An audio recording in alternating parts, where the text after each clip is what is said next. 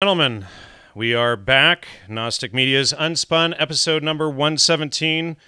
Mark Gordon Brown returning with us today. Thank you, Mark, for joining us. You're welcome. Sorry for the slight delay there getting started. We had a little glitch. I had a setting set in correctly, so hopefully everything is broadcasting correctly now. I wanted to start off before we dive in to say that we have the new version 9 of the brain database up on the Gnostic Media website, and that is under the the brain tab up there on the website, and I was just trying to pull it up there. Looks like the website is taking a little bit of time to load there today. Also wanted to say thanks to a couple of people. Ted for sending his donation checks every week or every couple weeks. I really appreciate that. I know I haven't said thank you to you. Holly and I also have a new channel up called Logos Media 2, TOO, and we've been promoting that. We also have a Patreon account now, finally, for those who want to support the show and our work and our research and the book that Holly and I are writing. And let's see, the website, again, is slowly being updated to say Logos Media and everything. I apologize for the confusion on that for people who are haven't gotten the word on that. But yes, it's slowly converting over to Logos Media. We're just moving away from the old title and the old stuff. And, we already have a troll in here. I was just watching the argument with this guy a few weeks ago who was threatening to murder my family and stuff, and they like to claiming that I'm an agent for not selling the anarchist agenda somehow. But anyway, so we're also working on, we're going to continue the show tonight that we started last week, Mark, on, on Weaponized Rapture, which is a really interesting topic. We had quite a few people watching the show last week and taking interest in it and whatnot. So anyway, thanks for coming back. Thanks also to the audience. Yep, sorry. And thanks to the audience for all the support over the last week and everything. And anyway, thanks, Mark, for rejoining us. You're welcome. And I'm glad to be back.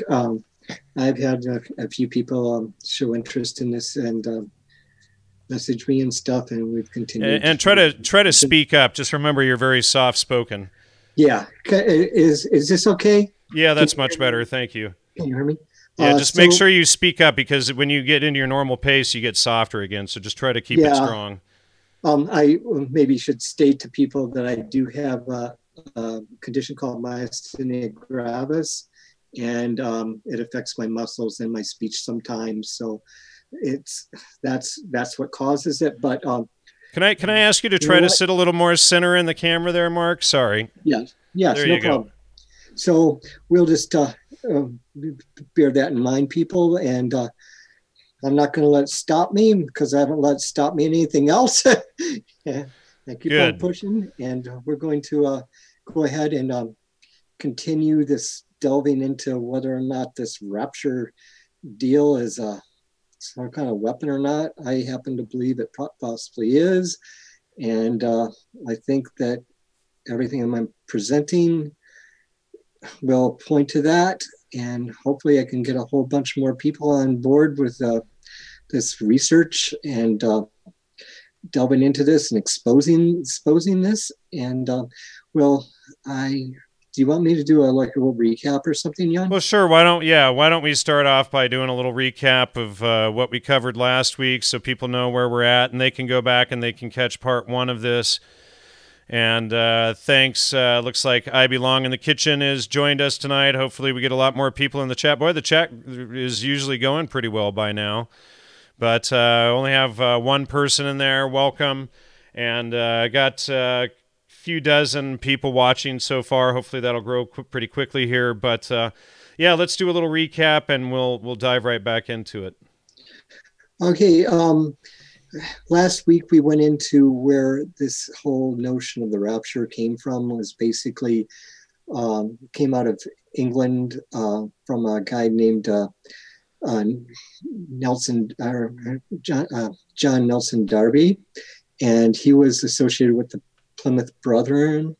And we went into a little bit about Aleister Crowley and how he was sort of the flip side of rapture doctrine. And then we sort of skipped up a little bit into the 60s and 70s, talked about Vatican II, talked about the rise of the charismatic movement within U.S. And European churches. And then we went on to talking about Hal Lindsey's book, Late Great Planet Earth. Started talking about some of the films that were made and brought out for churches in the 70s, like A Thief in the Night, and then talked about a little bit about some little side ones that are going to play into the whole snowball that's become this sort of rapture end time right. And, thank you, Giuseppe, for the $25 donation there, and thanks for the name change. He says, great work to you two, and congrats on the name change to Logos, Jan. Thank you, Giuseppe. Much appreciated for that. Thanks, Giuseppe. And so then we sort of ended out the show. I know, this is just a recap, so we're skipping a lot. And please go back and listen to the whole show if you missed it. And then we sort of ended the show talking about how Orson Welles had narrated two films in 79 and 1980. One was a film based on Hal Lindsey's work about the rapture and the tribulation period from a Christian Zionist point of view, called Late Great Planet Earth. And the other film that Orson Welles narrated was about the prophecies of Nostradamus, which is the man who saw tomorrow. The man who saw tomorrow, yes, and that's where the rapture doctrine sort of started mixing with New Age beliefs and stuff like that, and that's around 1980, and we're up to present when Reagan got elected, and the whole moral majority thing, and Reagan, who has his church. The church he went to sort of links back to the Plymouth Brethren, who we dealt with last week, which are sort of responsible for the spread of this rapture doctrine. And Reagan, of course, when he was in office, he said things like he thought he would be the president who saw Armageddon. He got caught on mic doing sort of like a weird cosplay thing of where he was sending an attack to the Russians or something like that. His mic was live and he didn't know it. But I tend to think maybe he did know it and they're just putting that out there for the public. Yeah. Well, Third Eye Jedi in the chat here says a lot of people people have made a lot of money off of the rapture BS, and he's right about there. Rapture creates another chosen complex. I hate the chosen complex, he says. And I agree with you, because that's basically what it is. It became a thing where it wasn't okay if you accepted Jesus and you accepted Christianity and you lived a good life. You had to accept this specific way of believing in Jesus, which included Christian Zionism, the belief that Israel had to be in place, and also the belief that there was going to be a rapture and a tribulation, and that the church would be lifted up, and that after that, 144,000 Jewish messiahs, or not messiahs, but Jewish evangelists would all of a sudden appear, because God would make them wake up to go and preach to all the sinners who hadn't got the mark of the beast yet, in order to, so that they could be spared going to hell after Jesus came back and defeated the Antichrist. And this is the kind of thing that churches were teaching. And the thing is, they're not only teaching it to adults, but they were teaching it to very young kids who basically, some that couldn't even understand some of the more esoteric and philosophical things about rapture doctrine. All they knew is they didn't want to be left behind without their parents, and they didn't want to have their heads cut off.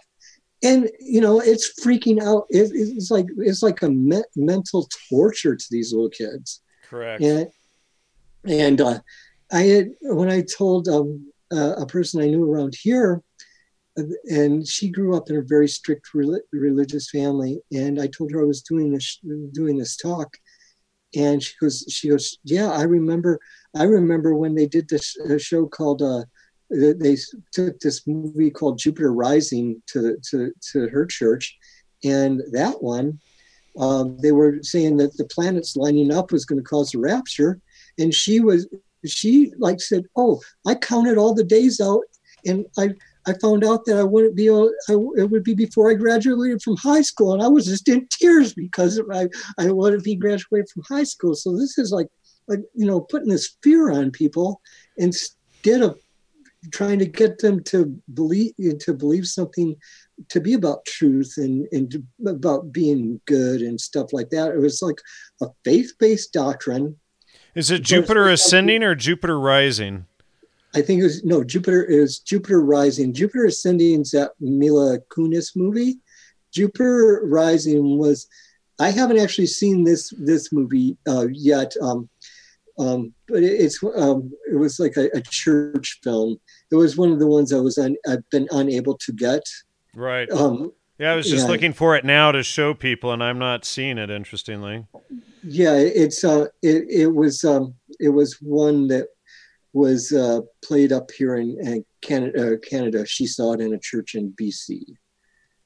So that's where, and she was telling me about this. That's actually the first time I'd actually heard about that particular movie. But, it's like there are so many of these things out there now, and there's even more coming up as we go along. Right. Well, and a few years back, 2012, December 21st, 2012, we had the whole New Age ascension theory come out, and it was promoted by people like Terence McKenna and Daniel Pinchbeck and Professor Michael Coe from Yale, and the Jose Arguelles, Carl Coleman, etc.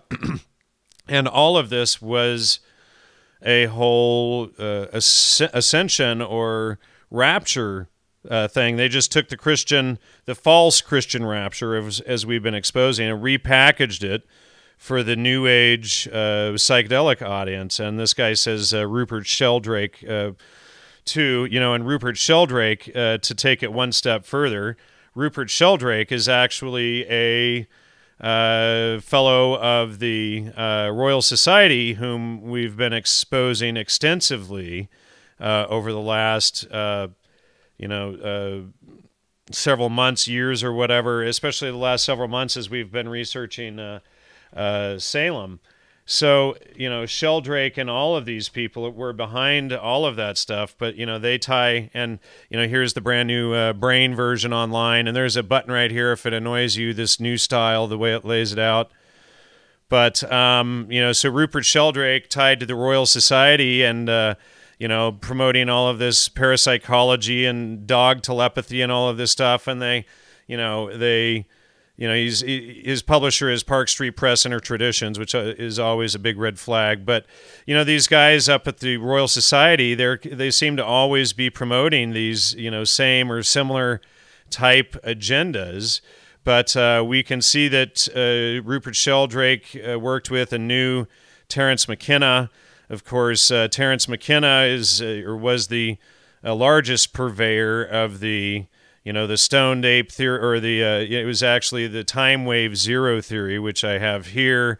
And so he got that from the omega point theory, which was started by Pierre Teilhard de Chardin, and he was a Jesuit, a Society of the Jesuits, and involved with Julian Huxley and some of these other guys. But a lot of the intelligence community and a lot of the people that promote the agenda, they really rally behind Chardin to promote his agendas, even if they're totally false. But he was also a part of the Piltdown hoax. Yes, that's very important. Well, yeah, well, that's I'm glad you brought that up. So let me go back to him. You are correct on that. So for those of you who aren't aware, the Piltdown hoax was the largest academic scandal in history, at least the largest one so far revealed. And we have that here. But it remains unknown. But suspects have included Dawson, Pierre Teilhard de Chardin, Arthur Keefe, Martin A.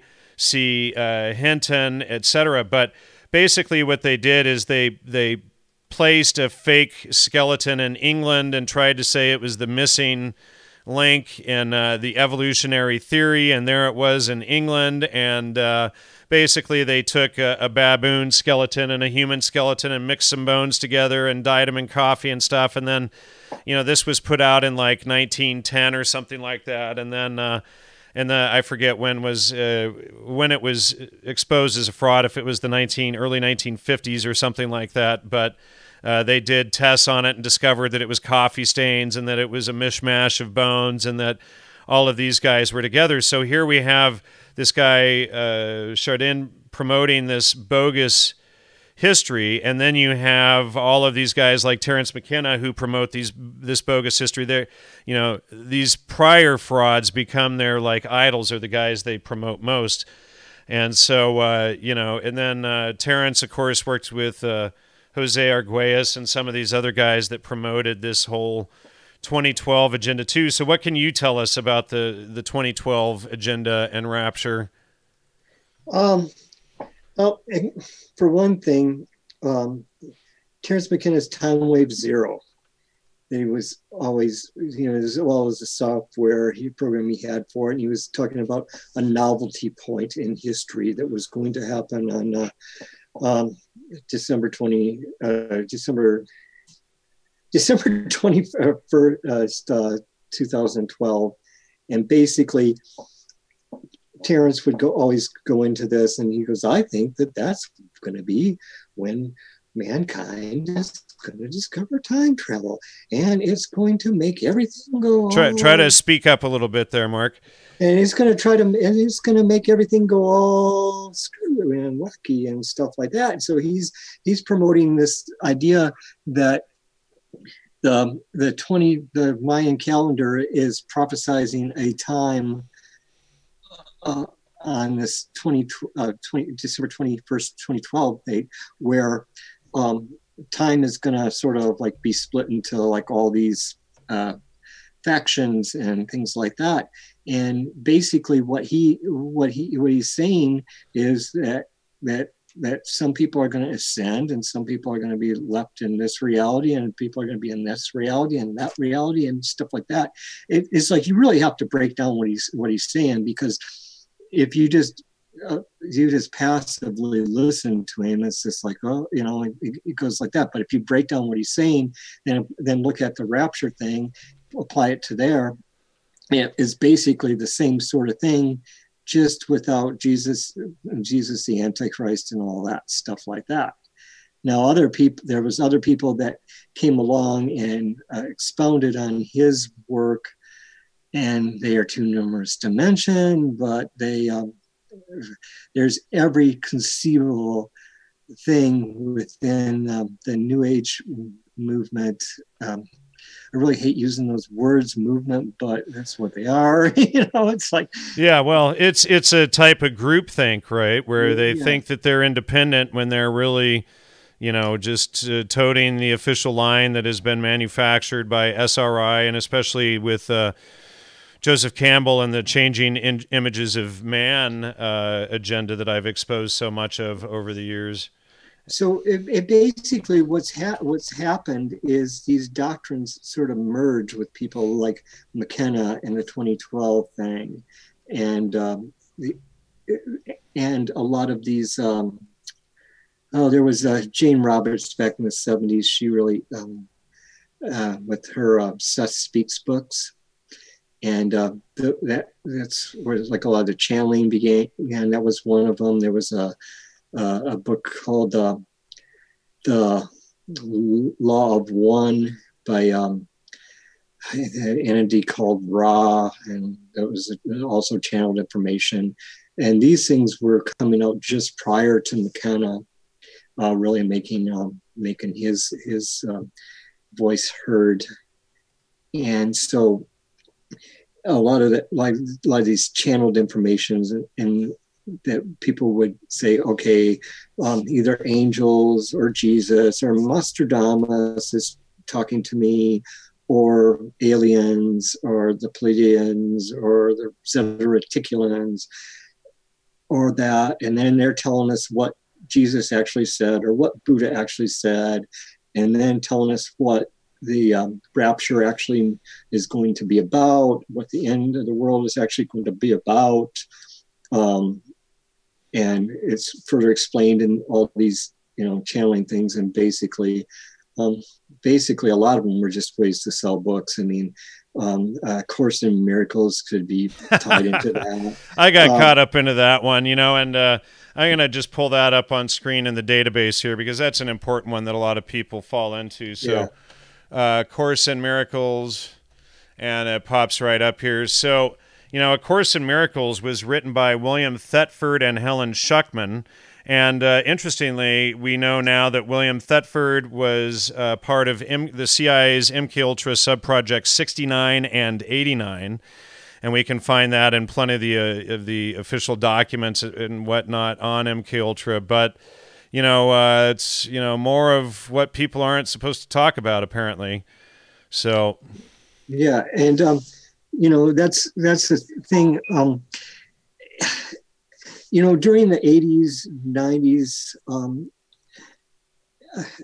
if you go to that's back when there was actual brick and mortar New Age bookstores and things like that. Not so much like... Well, all over the East Coast, they're everywhere still. And a lot of the bookstores were filled with books on different variations of the Rapture doctrine. It was all mixed up with Dead Sea Scrolls, Gnostic Gospels, Book of Enoch, other uncanonized scriptures, as well as Edgar Casey his work got mixed up into it. Nostradamus, Aleister Crowley, Blavatsky, Alice Bailey, Mother Shipton, even Kenneth Grant, and through him, fiction writer H.P. Lovecraft, and all these things sort of meshing, and people were writing books or saying that and explaining what, say, Edgar Casey actually meant, or what Nostradamus meant, or what Crowley meant, or what Blavatsky meant, or what the Dead Sea Scrolls meant, or the Gnostic Gospels, Book of Enoch, Book of Jubilees, and stuff in regards to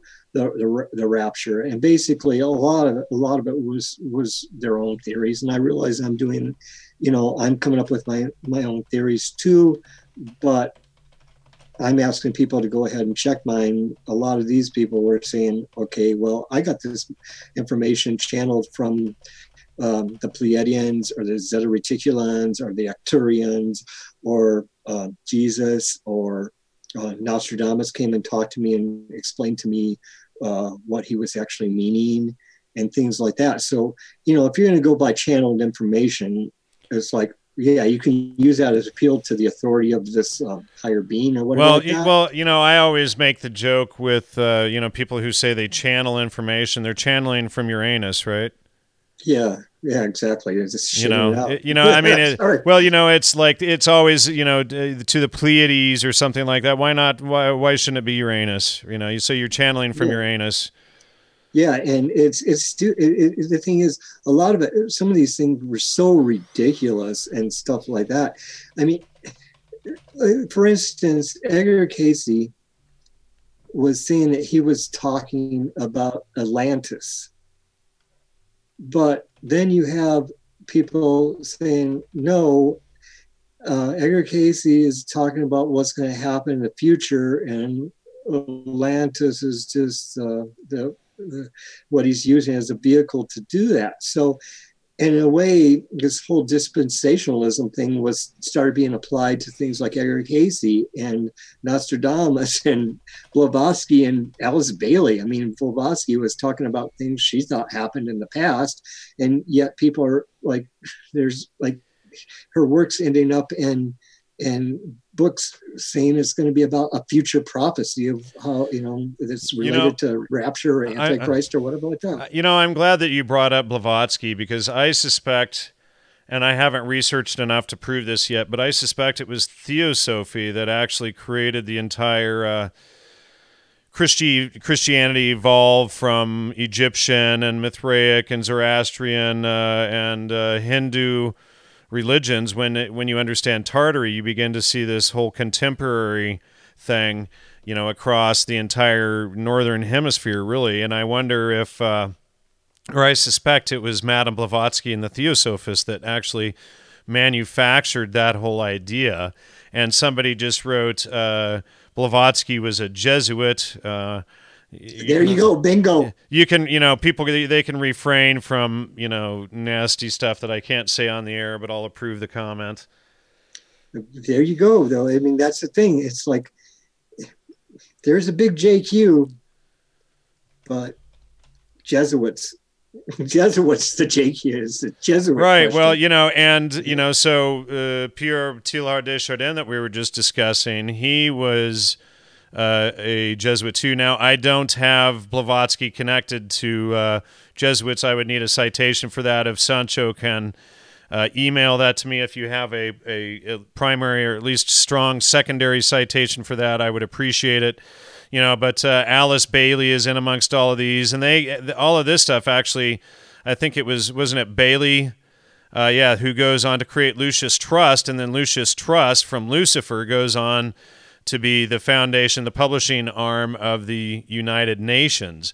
And so then we have the United Nations promoting all of this Agenda 21 and whatnot. But, people think that it's not satanic, and these earth religions and all are wonderful. But that's exactly what it is. As asinine as that may sound, not at face value, you really have to get into the research. I know people love to attack us, for the ideas we promote rather than, attacking the research and citations that we lay out. And it's a real struggle for people to start, to get people to look deeper than just, attacking ideas. And, I need to point out too, that I came to this in a roundabout way. Sure, I was born to devout Christian parents, but they were devout in an evangelical sense on my mom's side. My grandmother, she was actually a Mormon before, but she moved to a town where there was only a Free Methodist church, so she started going there, and that's what my mom was raised in. On my dad's side, my step grandfather's my step great grandfather, he was very into the Episcopal Church. My grandmother was Lutheran, and my step grandfather, he basically gave up on the church because he got so fed up with his father not letting him study. So he was sort of an atheist. And even growing up in the church, like I did, when I left that church because I couldn't handle this whole rapture thing, and how the charismatics were taking over the church and making everybody like everything go crazy. Right. I started studying other religions and stuff like that. And I've studied occult things. I've studied Thelema. I've studied Gnostic Gospels, Dead Sea Scrolls, Theosophy, all manner of things like that. And so I'm not coming to this as a person who's, I don't know, like I said last week, I don't know what I believe yet. I'm on a path. Right. And Jan's path and I sort of doing the same trajectory now. Right, we're looking at Logos and seeing how it was all co-opted and corrupted and hidden and buried, and here's this massive empire Tartary that they want to cover up and bury and pretend never existed in just about every history book you read. And then you realize, wait a second, there's probably a tie between Logos and Christianity and this Tartary.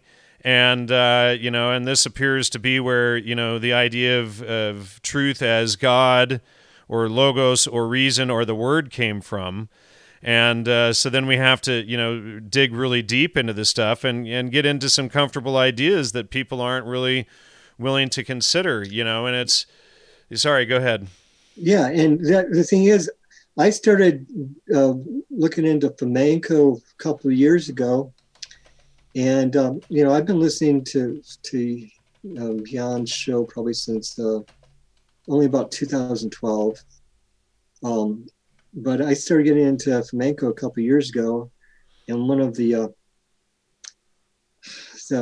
previous co-host of this show and his group over at Post Flaviana there, and I said something about flamenco. They were like, "Oh, don't go flamenco, don't go flamenco," and I'm like, "Okay." Well, oh yeah, well, you know, and I asked my former co-host a question about flamenco one day, and he actually flipped out, and that was a huge red flag for me, you know. And he started actually reading the hit piece on Wikipedia that doesn't cite anything, and of course, you know, I mean, you know, flamenco's got 100 books. There's at least 30 in English, you know, and I've yet to see anybody address the citations. They'll pull up, well, this guy Mazarov that he cites in the book came up with this idea, so therefore it's all wrong, or, you know, and he was a Mason or a Jesuit, so therefore the whole theory is wrong. You know, they don't actually look at flamenco's argument. They use straw man arguments and, you know, killing the messenger arguments. They're not using logic and reason, studying the actual work itself.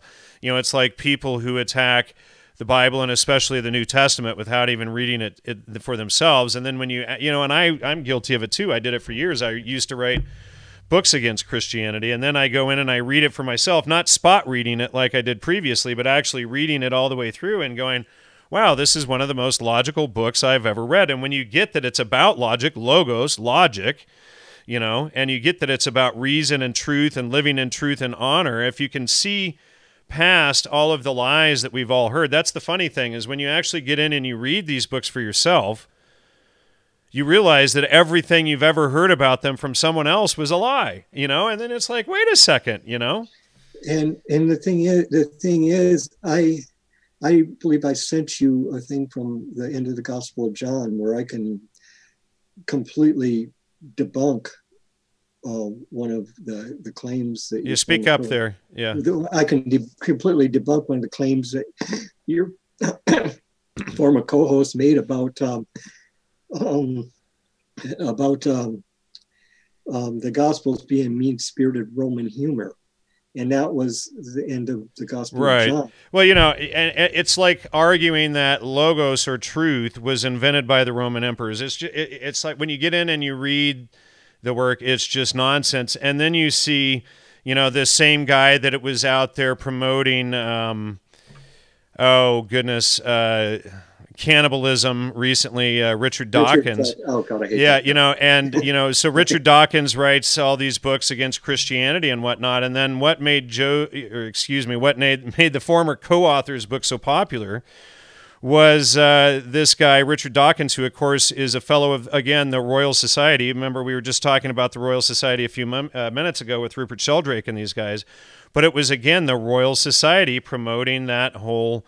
You know, or Richard Dawkins is a Royal Society member, and then here he is promoting this book to give this false understanding, you know, and I bought it. I mean, you know, the guy was my co-host, you know, and I promoted his book for a while, and then, you know, I see that he's seeded this, you know, this stuff throughout my work, and, you know, tried to attach this nonsense theory to my valid work on MKUltra and say, see, you know, the government's doing it here with the CIA and MKUltra, so therefore, Emperor Titus did this back then, and now, you know, supposedly that proves this whole theory that logos, reason, truth, or whatever was a Roman, you know, a joke of Emperor Titus. And then when you start seeing this, you realize how you know, the theory is just nonsense, and it's another one of the attacks on logos that the New Testament talks about in itself, you know. And Uncommon Conspiracies, and this guy's got some funny stuff on his channel. I was checking it out the other day. He's got a really good attack on Morrissey that was cracking me up pretty good. But, you know, Morrissey is one of these snowflakes that goes around promoting veganism, eugenics, and all this stuff, and, you know, all this morbid stuff. But he says, yep, no other book comes close to logos. So thanks for that, Uncommon Conspiracies. Really appreciate you supporting the show and what we do here. Well, the thing is too, this happened to address the issue of the in the book of Revelations, and your former co-host. And I'm sorry, dude, but and we don't want to go too far into this, but yeah, sorry, go ahead, just hit this because you know I don't want somebody getting all litigious or something, you know. Yeah, I'm sorry, but the thing is, when he would brought into it and saying that Domitian was the model for the Antichrist. Yes, just speak up a little bit there. Try to. He would say that Domitian was the model for the Antichrist, or or Titus Caesar, and Domitian was railing against his brother. And now other people will say that Nero is the model for the Antichrist because of the numerology of it. Now the thing is, I think it's a little bit more complex than that, and we really don't know who exactly the Book of Revelations was talking about, because I think it's been obscured, because I think that the whole Roman Empire thing is a fiction. It was right. Yeah. You know, and it was, what was interesting is I saw someone else mention the other day that Rome was originally Moscow, and that was someone aside from Fomenko, and that was a more mainstream person. And thanks Polygonal Construction for the $5 donation. He says, logos, much appreciated for the support. But now I just lost my train of thought. Geez. About Moscow being. Oh yeah, you know, and then we know that Constantinople was Rome for a while, probably Alexandria for a while, and then you know what's interesting is the Christians are blamed for the burning of the library at Alexandria. I now believe that is completely false, because Alexandria was a part of Tartary, so it would have been a Christian logos-based region. And then when the Khazars toppled Tartary, this is when all of the old Tartar books, all of the books stored at the Library of Alexandria, etc., were destroyed. So I think, you know, in all probability, there is another cover-up there with the library. And I suspect that, you know, a lot of the remaining religious texts that we have may be books left over from the Library of Alexandria. I wouldn't be surprised if books like the Book of Mormon are left over from that, you know, and you know, the Quran, a lot of the Apocrypha, etc., all of these books that have been suppressed, you know. So you know, I think it's just important for each of us to go in and read these and understand them for ourselves through the eyes of the Trivium. And that's the thing. I'm not asking you, Jan's not asking you to go in and say and take any of our word from it.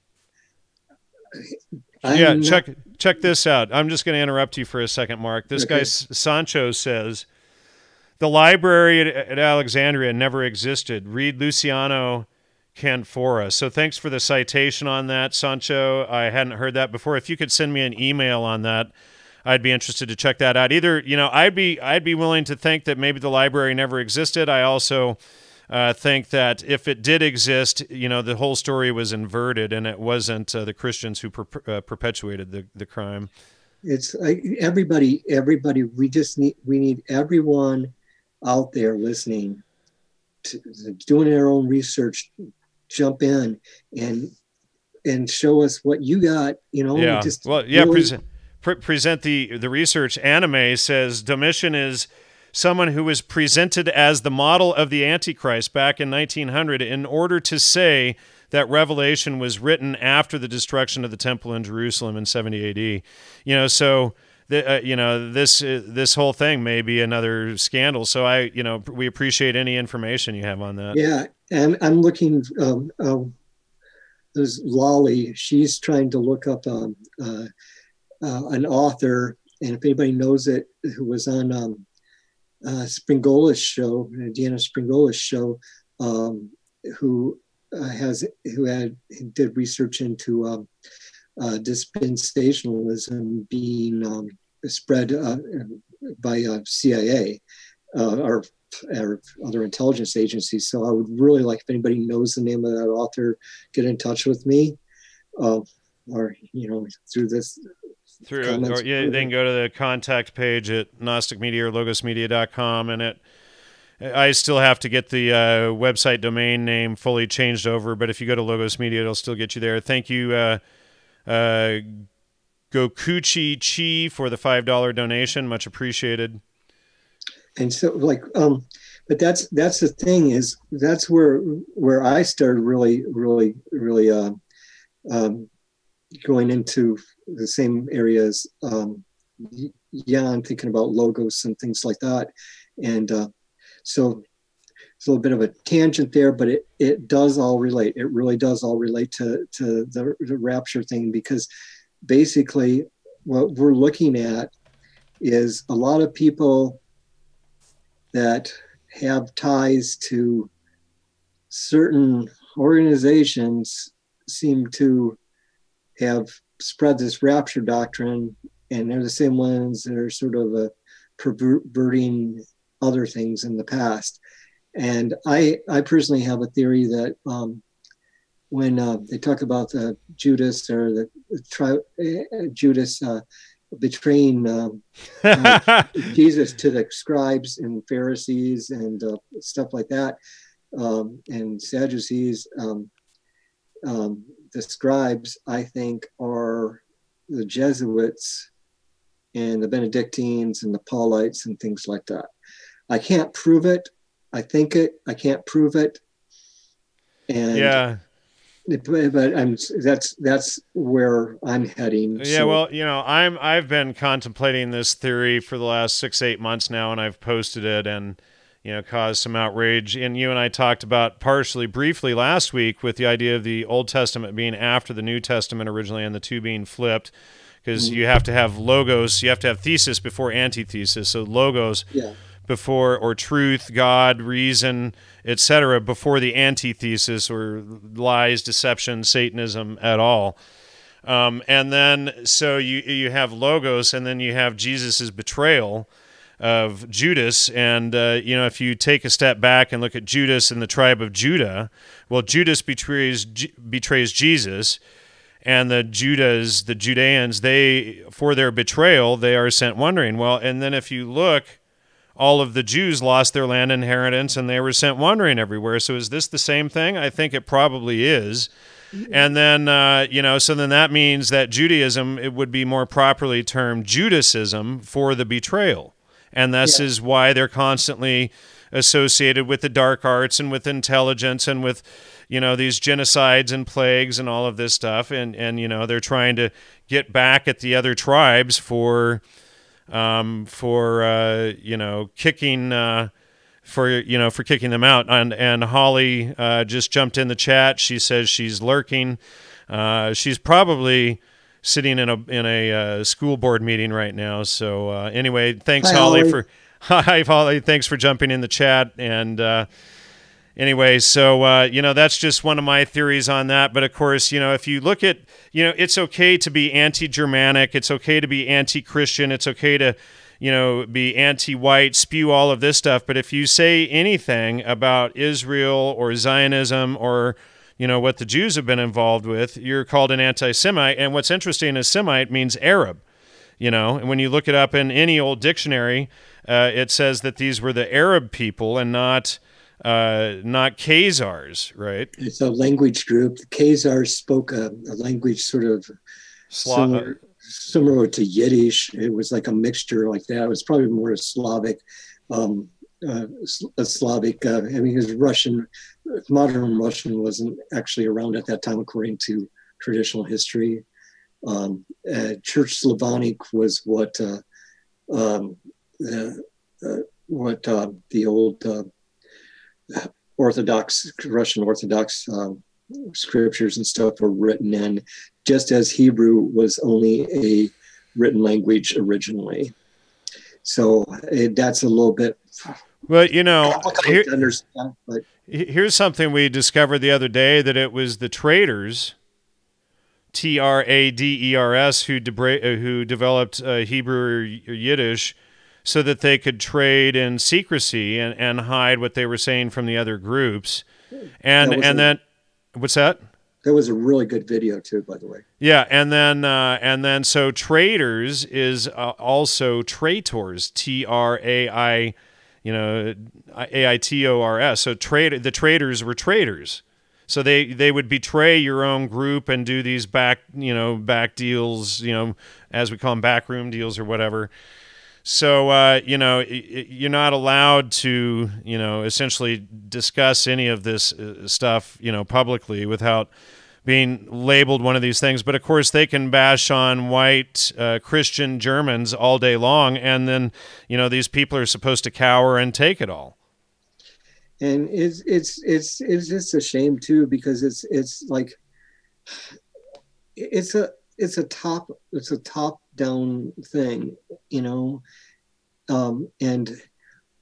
there's a lot of innocent people in the ranks of what are called Jews that get caught up into all this, that is as well. So I need to point that out, just because, I don't want anybody to misunderstand what we're saying, because people are so easy to jump on this and misunderstand it. Correct. They're so emotionally driven these days. People think with emotion rather than looking at facts. Yeah, and it's just the you get people that don't actually read what you're saying or listen to what you're saying. They dissect it apart. And check this out. So Sancho has picked up on something that I think we've mentioned on the show a few times in the past.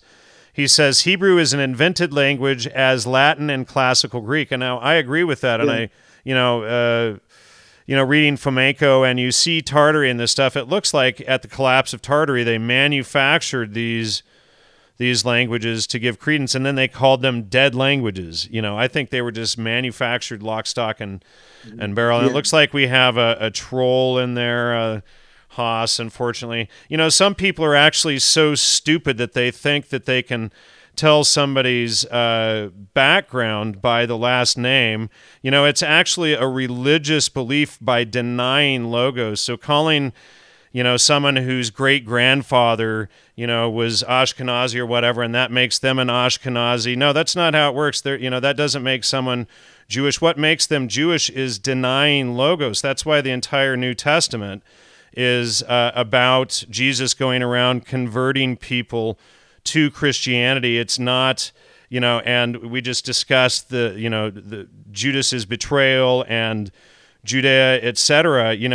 People have to, I know there's these trolls and stuff out there, and they're of very minimal intelligence, and they, are paid to post these things. But, when you start realizing that it's about a belief system that denies logos, it rejects truth. It rejects that truth even exists. And once you get that, then you can start thinking more clearly. It's like people think that, Christianity is a Jewish invention and whatnot. It's like, okay, so living in logos, truth, and honor, supporting your family, community, etc., is supposed to be a Jewish tradition when the Jews constantly attack Christians and Christianity, kill Jesus, etc., but it's a Jewish invention, we're told.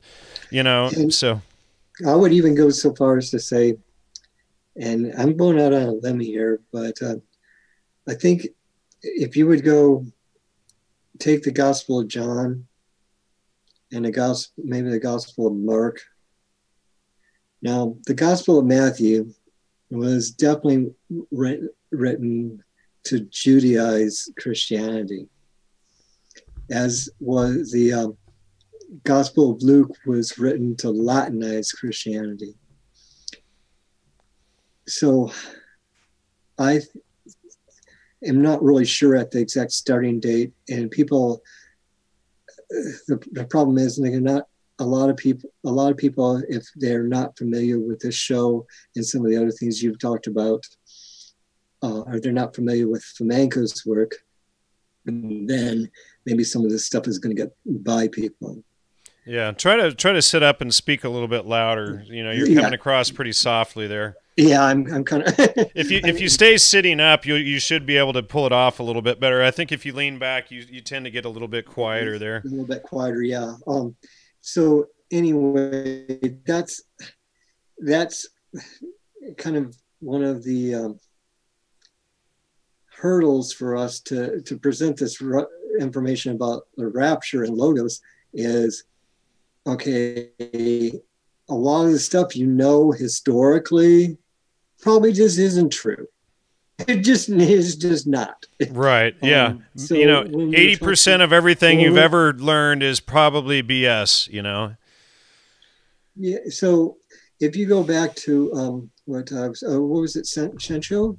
Was talking about Latin, Hebrew, Greek being manufactured languages. Also, it's even people in some of the people in the mainstream view English as a manufactured language. What was spread through things like the King James Bible, the works of Milton, and the Shakespearean canon. Italian supposedly is a manufactured language through the works of Dante Alighieri.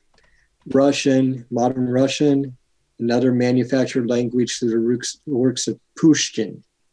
And you can find these correlations in a lot of the modern languages. And so that's another thing we need to look at when we're proceeding with all of these things, trying to unravel this big ball of yarn or whatever it is. It's like when you were a kid and you would. It's like when you were a kid and you would cut open the golf ball, and it. yeah, exactly. It just keeps on coming out, and it's. But we're probably going to need to get back to the. Sure, let's hit this outline. You're cutting out a bit there. I don't. Mark, okay, Mark, you're cutting out a bit. Do you have anything else running in the background?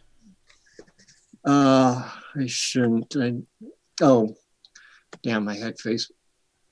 Yeah, make sure anything else that might be using up any bandwidth is closed, because you're getting a bit glitchy there. I know Canada is renowned for having crappy internet. Oh yeah, it's like, they still go by bandwidth here. Yeah, it's like it's totally ridiculous. So we were talking. We were back there talking about different people like in the New Age movement, mixing rapture doctrine with Dead Sea Scrolls, Gnostic Gospels, Book of Enoch, Edgar Casey's work, Nostradamus, Crowley, Blavatsky, and stuff like that. At that same time, during the 80s, there was a rise of heavy metal and its counterpart within the evangelical Christian community, which there was a lot of Christian heavy metal, punk, but more so heavy metal. And this sort of started, the heavy metal and the Christian metal started feeling this whole satanic panic that was coming up. And so it was basically increased attention on Satanism, and also the Lovecraftian mythos. It's not only stated, but believe me, it's there. And if you know anything about Lovecraft and you look at that time period and what was being on album covers, both by heavy metal artists and Christian heavy metal artists, there was like a lot of Lovecraftian stuff going on.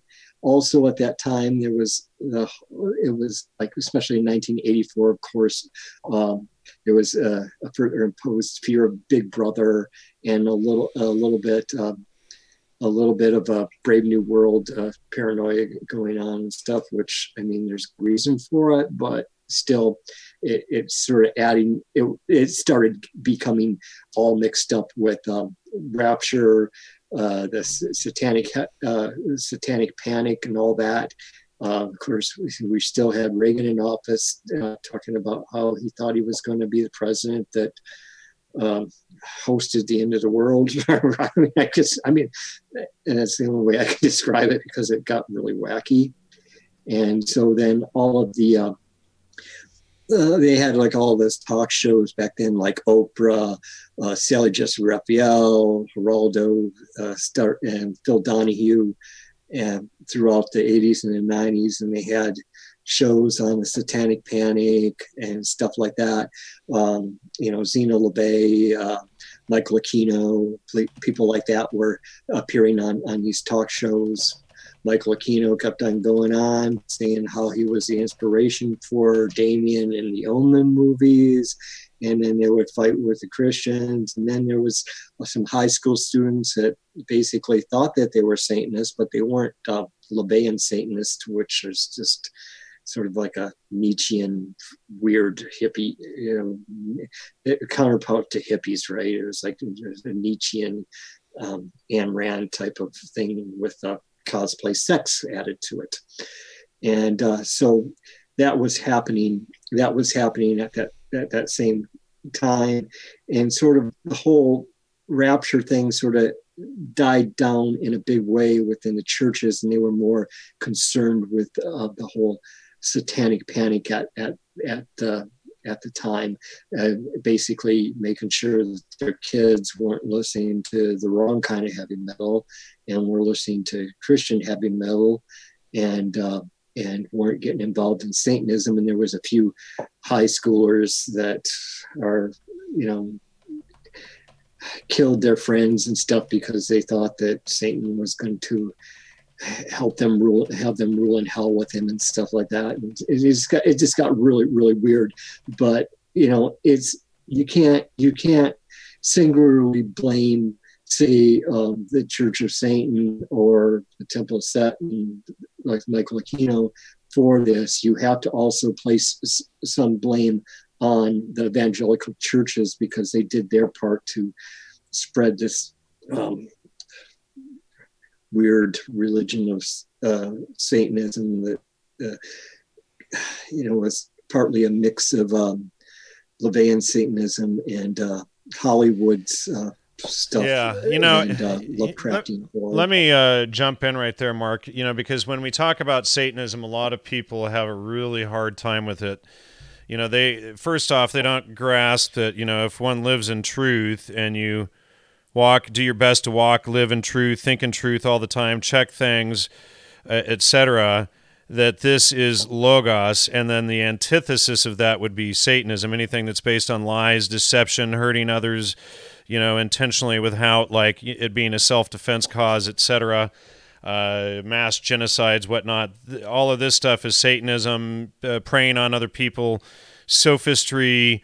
All of these things are Satanism. And then, what people have to grasp is just because you don't believe Satanism is real doesn't mean that Satanists aren't real, and that doesn't mean that other people out there don't believe this and don't do these things and don't promote deception and lies and manipulation and control and hurting of others, etc. So once you grasp what these concepts mean, then you can start to see it. It's like, people in every book that I have on witchcraft, except for the ones written in the 1600s maybe, they all start off by ridiculing witchcraft and, it's so ridiculous and it was just herbalists and healing. No, it wasn't. I mean, if you look at the witch's cauldron, the bubbling brew and all of this was created as a poison. These were poisons that they were creating to kill and harm people, and many children were killed. There's a lot of legal reports from the 1600s of this stuff.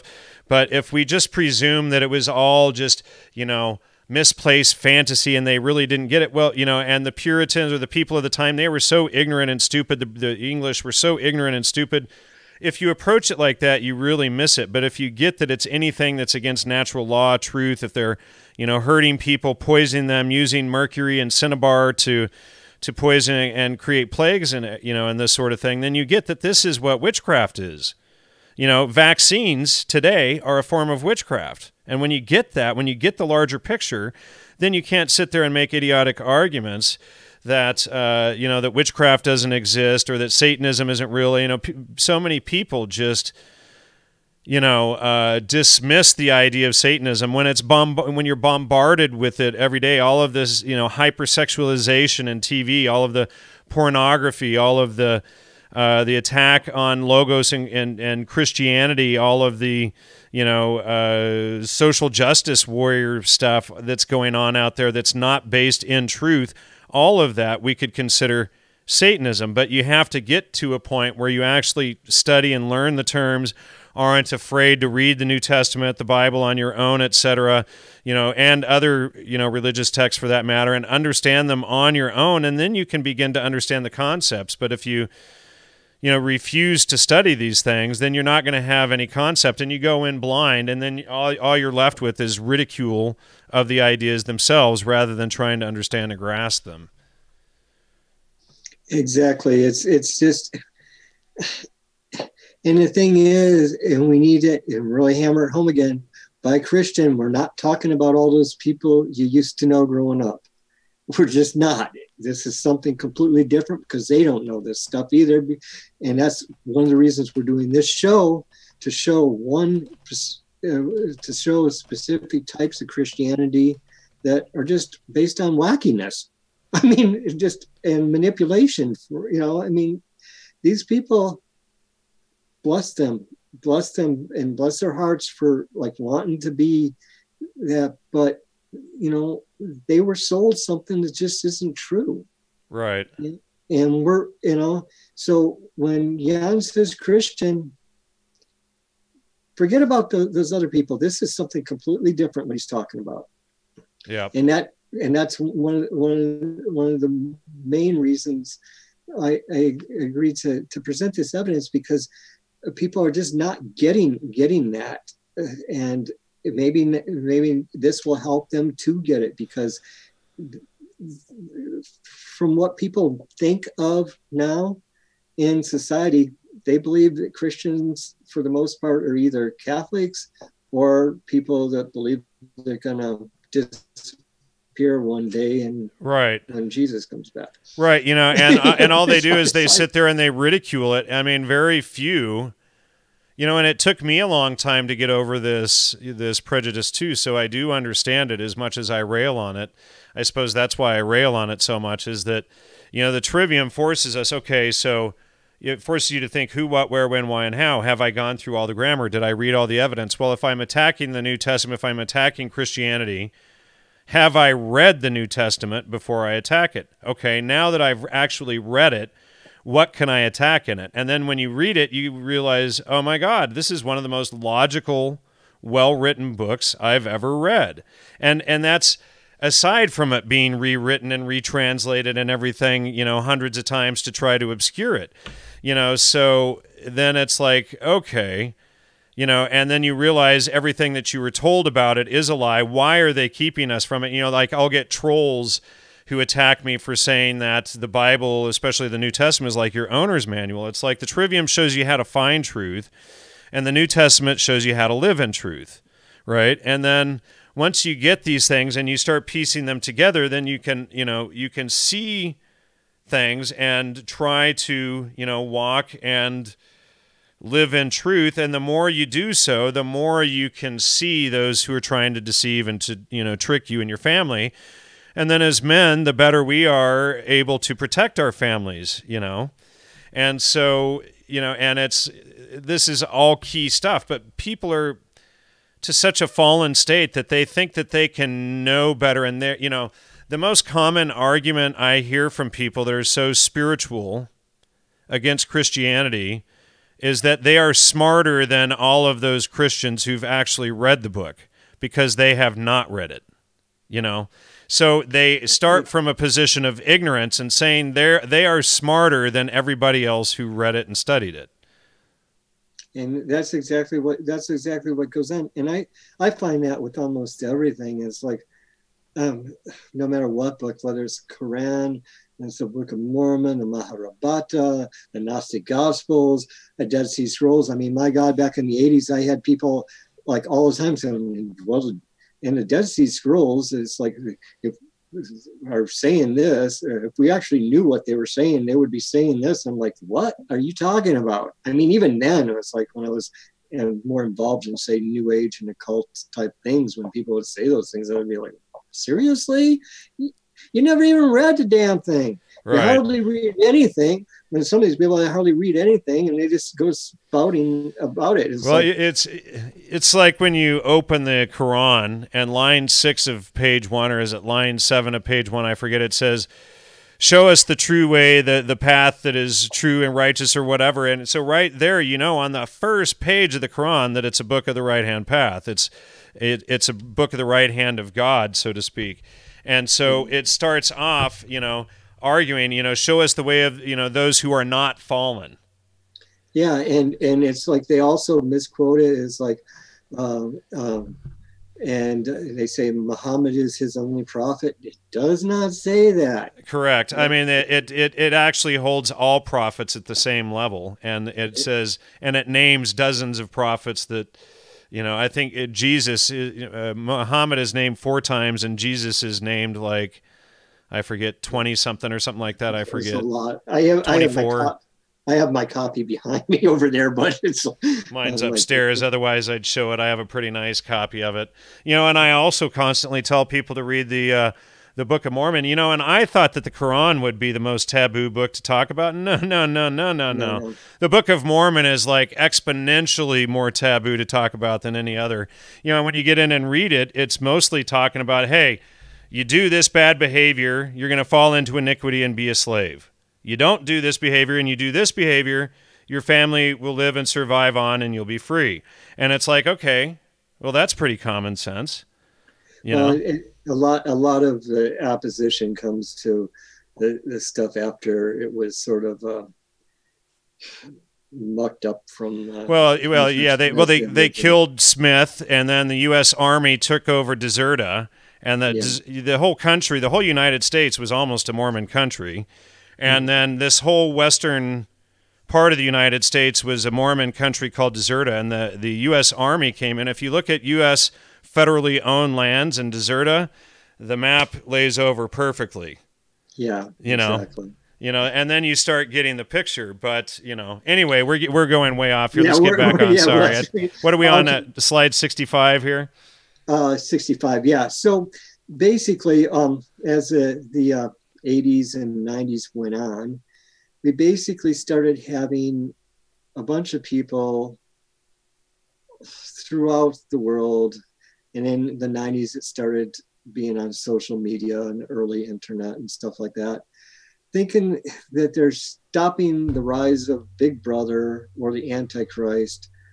But actually what they're doing is helping to create a technocratic, safe place state as Huxley blueprinted in A Brave New World. So basically, we got all these people, both in Christianity and in the New Age movement, basically trying to stop this Big Brother sort of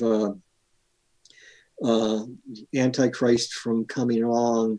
But really, what they're promoting for is either a transition into like a Brave New World state, or waiting for a Brave New World state after Jesus comes and defeats the Antichrist.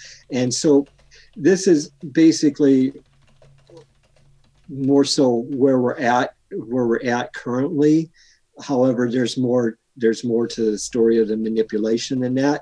But that all sort of just started like at that point,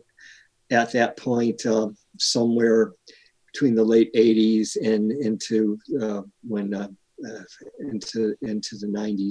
It sort of started morphing into this thing where people are actively trying to stop the rise of Big Brother, but in doing so, promote Aldous Huxley sort of Brave New World type of thing, whether it be a Christian one or a Burning Man type one or ecstasy type one or whatever. It's all basically the same thing, where it's going to be a safe place state where they're going to be protected like little babies for 1,000 years or whatever to come, and there's going to be peace and there's going to be no war and blah blah blah like that. But it's going to be something where other people are helping them promote it instead of coming to Logos and Truth and being a part of actually creating it just by being a decent person, just trying to be a decent person. I mean, just the act of trying to be a good person all the time is tough enough, Yeah, and that's the thing. That's the thing where it got like really, really bizarre like that. And this is where we're at now. But they kept on with the rapture type movies and the propaganda and stuff like that, same as they were doing before. Now, in 1991, there was a really weird movie, and I'm on slide 66, 67. Sure. And it starred Mimi Rogers and David Duchovny from the X-Files, and we're not even going to go into that, but X-Files sort of is a part of the snowball too. But this film, The Rapture, that came out in 1991, was part softcore porn and part rapture doctrine evangelism. It has to be one of the weirdest films I have ever seen. This Mimi Rogers character plays this girl that sort of went around with a older man, and they would go around to swingers, and she met her future husband, and the film was played by David Duchovny, and they both become Christians after during a sex party. Mimi Rogers saw a tattoo on the back of one of the women at the sex party that had the mystery of the pearl, which is supposedly another metaphor for the knowledge of the rapture was on this girl's back while they're at the sex party. And then she became a Christian, married this other person she met at a sex party. They had a little girl. Her husband and her little girl were both killed. So at the end, when the rapture was coming, she didn't go up to heaven because she was so pissed at God. And I'm sorry, it's a spoiler, but it's a really bizarre movie. And I don't know how else to tell you about it. And if you want to watch it, go ahead, but it's really weird. And I usually like weird stuff, but this one was like even weird for me. And so basically, she meets up with, somehow she's in a prison and meets up with the girl with the tattoo on her back again. And then the girl with the tattoo on her back, she goes up to heaven in the rapture and stuff. But Mimi Rogers is like in purgatory, and her daughter's coming to her, oh, please forgive God for killing me or whatever like that, or you can't go to heaven. And she's like, I can't. And she goes, well, you know what that means, Mommy, don't you? You're just going to have to stay here forever. So basically, she ended up in a state where she was neither in heaven or hell, but like just staying there because she wouldn't forgive God for quote unquote killing her daughter when it was actually a gunman or whatever like that did it. So it's this really bizarre movie.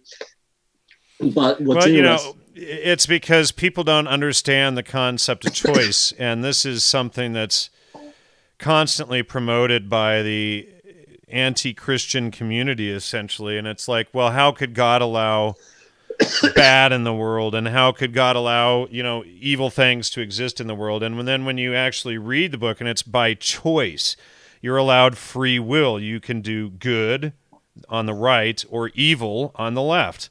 And so when you murder and kill and do usury and plagues and sophistry and lying and deception, that's all stuff that's on the left. But, it's all based on free will and the choice of doing good, the right thing, the righteous thing, the right hand, or doing the left, the evil, the dark. That's why it's called the left-hand path. So, people get caught up into these left-hand path religions, etc., because they're earth religions and whatnot, not realizing that, Pan and all of these were, the gods of the garden, so to speak, that promoted the drugs and whatnot. But that's the goal of these groups, is to sell these earth religions and get us off of what is in truth and living in truth. And the more they get society to live a lie, the more we see these social justice warrior issues taking over. And this film was actually marketed in two ways. And if we can post slide 67. Sure. Yeah, I've already shown it a couple of times. Go ahead. Yeah, and so in one way it sort of looks like a religious thing, and the other promotional poster, it looks like a sexual. Yeah, so one is like the rapture in a spiritual sense. The other one is a rapture as in like an orgasm. Yeah, so there's like a lot of strange manipulation going on with this film, and I'm quite not sure what to think of it yet, but I know, well, especially if it has David Duchovny in it. He is in X-Files. X-Files, of course, I mean, we don't need to say any more. It's been covered by your show. It's been covered by a lot of other shows and anybody in the alternative media knows the story on X-Files. So that's where we're going to go here. Now, before I get to what I have on slide 69, I want to also say just after that, in 1993, there was the whole Waco thing with Branch Davidians, and a lot of talk about the Book of Revelation, the Book of Daniel, and stuff within the mainstream media due to all the news coverage of David Koresh spouting off all the stuff. Now, if you look back before the Left Behind movies were placed out, there was the Manson family trials, which had a lot of talk about the Book of Revelation and them. Now, also that was 1993. Now in 1994, and I didn't add this to the what I'm going to talk about next, to the PowerPoint, because I didn't know if we were going to have enough time to talk about it, but I really think we need to talk about it. Now, in 1994, although the book came out earlier, like I've said before, I think a lot of things are more to the point when they're presented in a film style, film or television way, more people are going to see them. Now, in 1944, ABC did a mini-series of Stephen King's The Stand, and that has to do with a plague going and having like a lot of people die and stuff like that.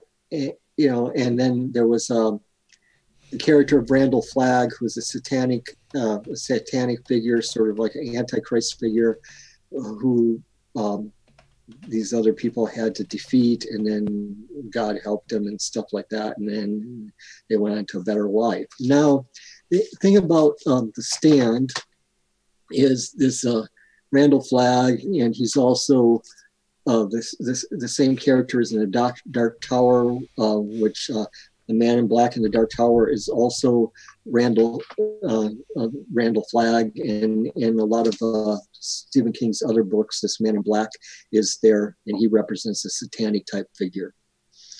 Now, what's interesting about The Stand, though, is in 1969, and this is very important, in the spring of 1969, Stephen King released a short story in a magazine. I'm forgetting the name of the magazine right now, but in the spring of 1969, it was called Night Serve. Now, in that movie, it was a prelude to The Stand, where this plague had taken over the world and people were dying off. And the plague was nicknamed Captain Trips. Al Hubbard, of course. Al Hubbard, correct. yeah, after him. Now in Night Surf, the characters were after the plague had hit for a long time, and they found a person. These teenagers on a beach, or 20-somethings on a beach, found a person who was dying of the plague. So they had done a human sacrifice, occult ritual using this plague victim on a beach. So, and that's all this short story was about. Now, if you know anything about the occult, when you do things in, say, the springtime, the beginning of the year is to cause an increase.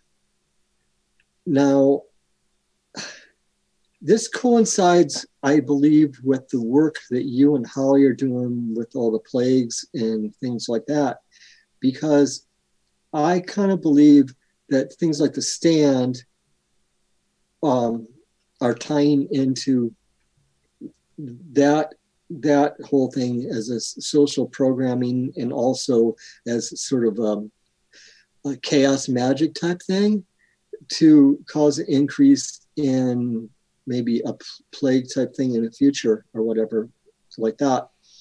And it's a very bizarre thought, but as we go on to this next movie, and that's a very important, our next set of books and movies that's a very well known in Christian rapture tribulation doctrine, it sort of ties into The Stand. And excuse me. Also, what slide are we on, Mark? We are on slide 69. Okay. And also into, and it'll also tie into your research onto plagues and stuff like that. Okay, so in 1995, the books in the Left Behind series by Tim LaHaye and Jerry Jenkins, they started coming out, and they were going into Christian bookstores. And a lot of Christians were reading them, but it wasn't until later on in the year 2000 when more people became aware of these, because they started making the books into movies. Now, in 2000, the first Left Behind the movie was made, and that was starring child actor Kirk Cameron, who was in Growing Pains. And that one, basically, it was a story of this journalist, Buck Williams, played by Cameron, and he was covering a lot of things in the Middle East and stuff like that. And then he, oh God, I'm blanking here. And then the Rapture thing started happening, and he hooked up with this pilot, Rayford Steele, and then he went back to the pilot's place. This was after the Rapture started happening, and they were like trying to figure out what was going on, and they all became Christians, and were started fighting this Antichrist kind of power, and his name was Nikolai Carpathia. And now, what's interesting about this is like around 1995 when these books are coming out. It's just around the same time as the whole Balkans War was going on, and the U.S. was trying to demonize everybody Eastern European, and also Nikolai Carpathia, of course, the Carpathian Mountains, can't neglect that, are in Romania.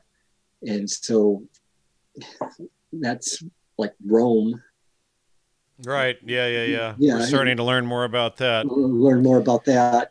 And also there's that tie to the Wallachian prince, Vlad Tepes, Dracul. So it's like that's kind of going into that. So basically, Kirk Cameron, this pilot, for Steele, and his daughter are trying to fight, and their mothers, and and the daughter's and the husband's wife's pastor all are trying to stop the Antichrist.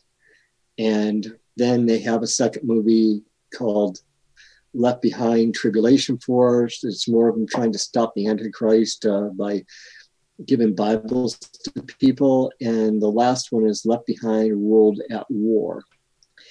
Now that one is kind of interesting because in it,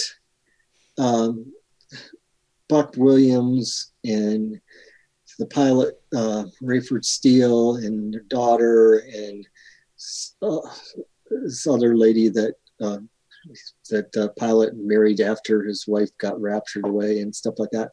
They're all trying to stop the Antichrist. And also the president of the U.S., he's trying to stop the Antichrist, Nikolai Carpathia.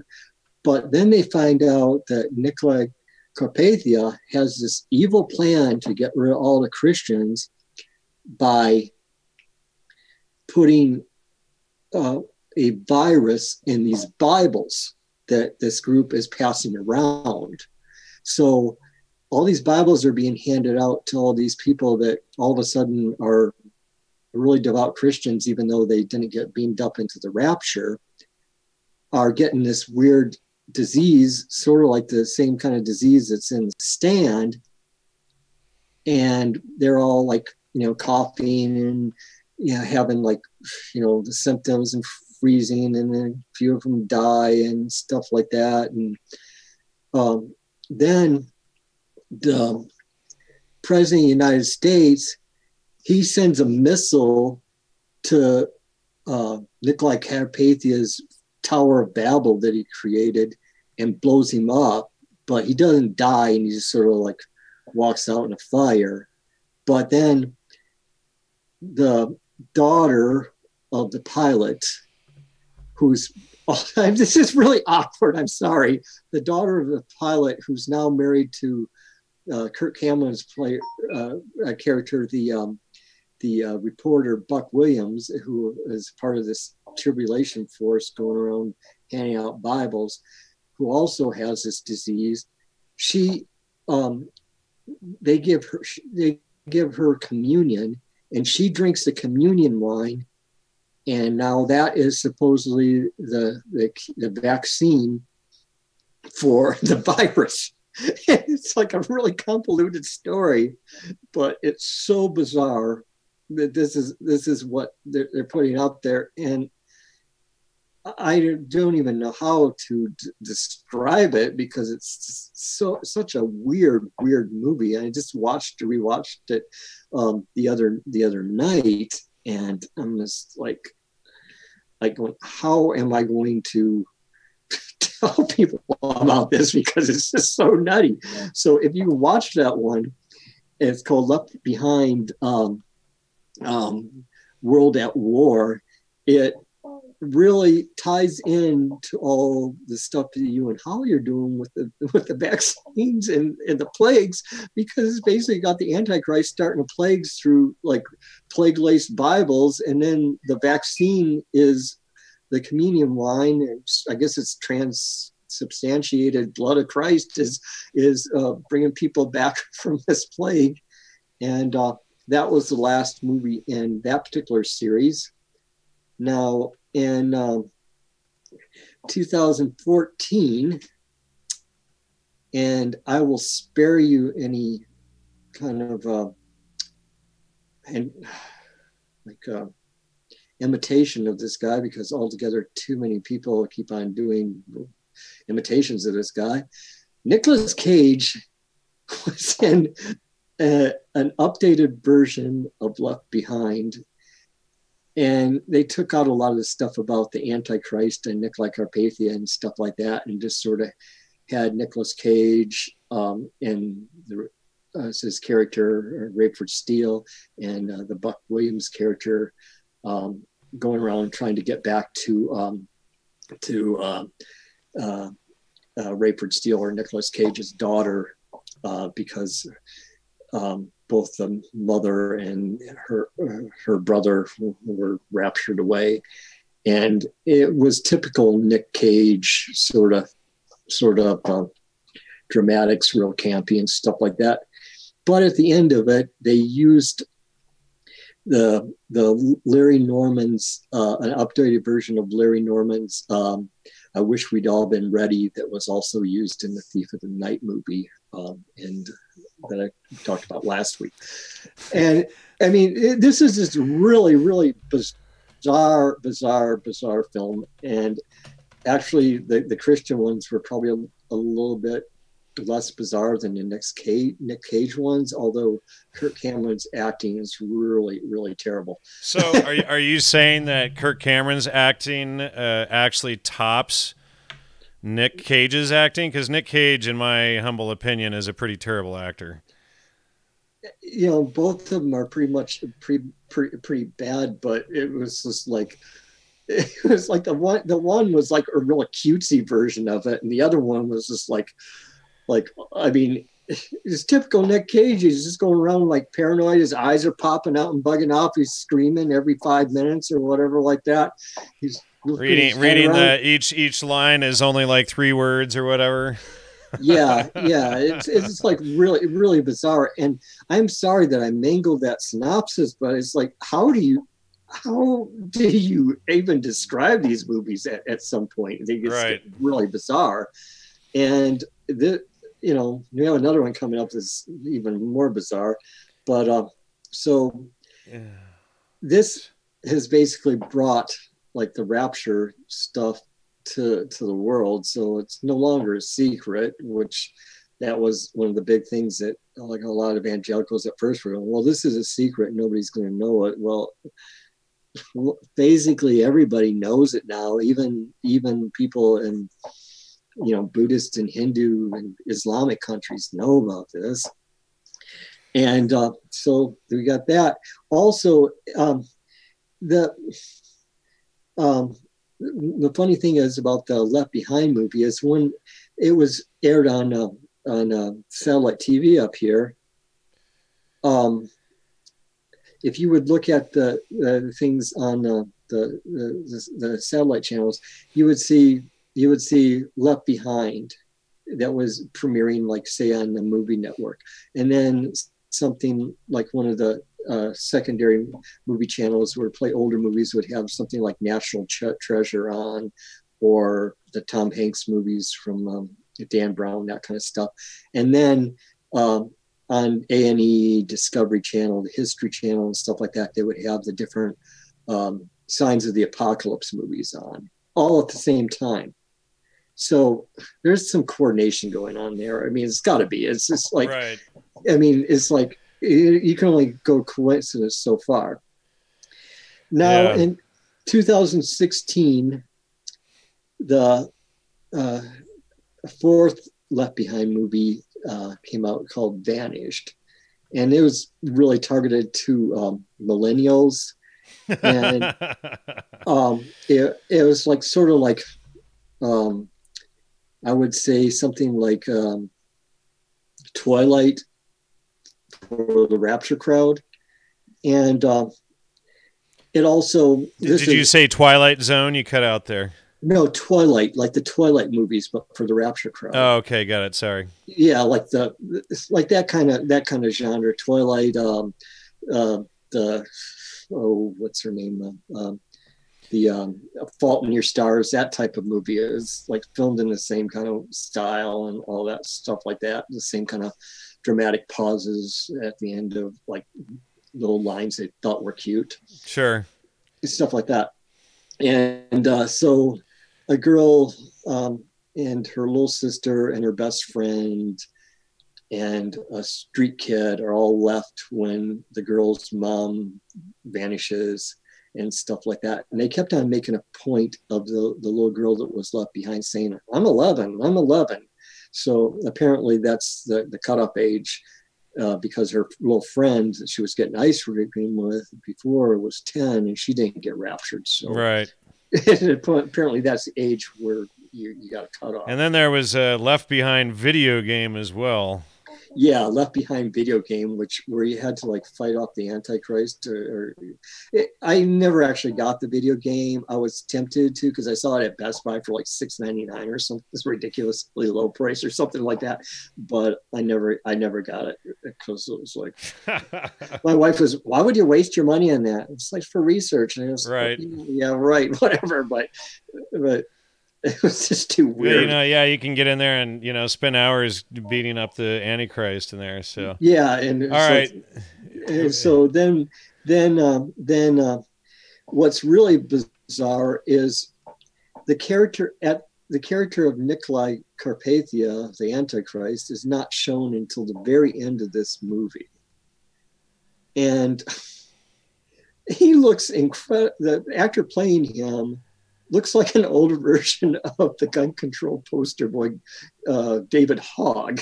Wow, he sure does. Oh my goodness. Wow. And so that's just like really, I find that like really a bizarre coincidence. Yeah. And Interesting. Well, you know, I actually thought that when they showed him, I thought it was David Hogg, and I'm like going, "Oh my God, David Hogg was in this movie," because I hadn't actually seen that one until I started putting this presentation together. So I, of course, had to get it and watch it. I was just like, "Oh, that is too weird." wow. Now, and there's another set of movies, and these aren't exactly Rapture movies, but they come out of Trinity Broadcasting Network, and they're the Omega Code and the Omega Code, Megiddo, the Omega Code 2. Of course, Megiddo is where Armageddon's supposed to take place, on the plains of Megiddo and over in the Middle East. Right. The weird part about these movies is they focus around two brothers that, it's two stepbrothers that grew up together in England. And I'm not even going to talk about the first one. I'm going to talk about the second one. So in Megiddo, the Omega Code 2, it has these two brothers basically becoming Christ and Antichrist. And they fight it out at Megiddo. But it just happens that the one who is supposed to be Christ reincarnated is the president of the US. So that's some major mind control stuff going on there. I mean, it's like, what else can you say about that? It's just like, seriously, you can find this on YouTube. If you don't believe this, watch it, but it's really weird. And also, the Antichrist turns into a big Lovecraftian type demon. That's funny. To fight the president of the US. It's just really, really weird. And you can find them on YouTube and watch them. We're rolling up on 2 hours here, so we should probably wrap up these last few slides here. Okay, so basically we're going up. Like I said, I think I went into this last week. What I find that one of the problems with the rapture doctrine, is this, apart from obscuring this messages of common law and logos in the New Testament, it's also spreading this belief that some major event will either make a bunch of people disappear or die instantly, followed by an evil dictatorship who must then be overthrown by Christ in order to usher in a 1,000-year reign of peace. Now, the reason I'm bringing up things like The Stand and stuff like that is because how easy would it be for people to sell the public that, oh, if a major plague happened, that it was something like the rapture, and that whatever government came in to take over and find control, stamp people on their foreheads or implant them with microchips or whatever, had to be overthrown. And then to place in, like, say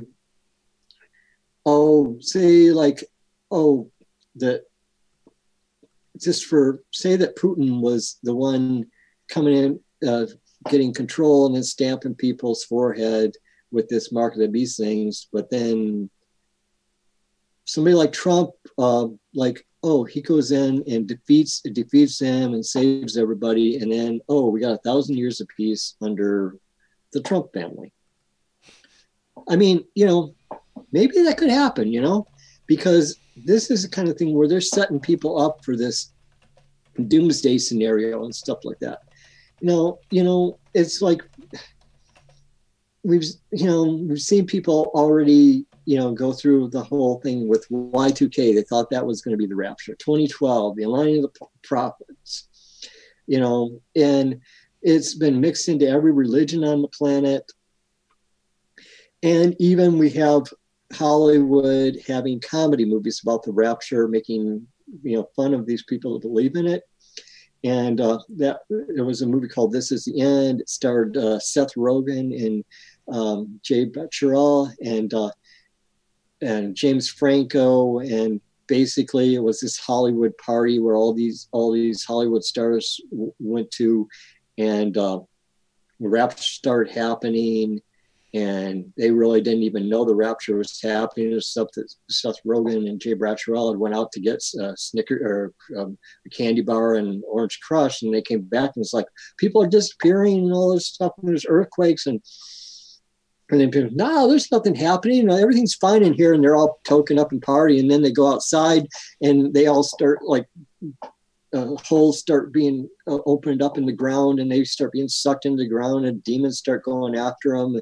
And then there's a whole thing. There's only Seth Rogen, Jay Baruchel, James Franco, Craig Robinson, Danny McBride, and Jonah Hill left in this big old, like massive fortress of a house that James Franco has, and they're like trying to figure out what's going on. And then Emma Stone, who played Hermione in Harry Potter, she comes back in and she thinks it's a zombie invasion. She's like banging everything with the axe, but then she thinks they're going to rape her, so she like runs away. So they're left there again.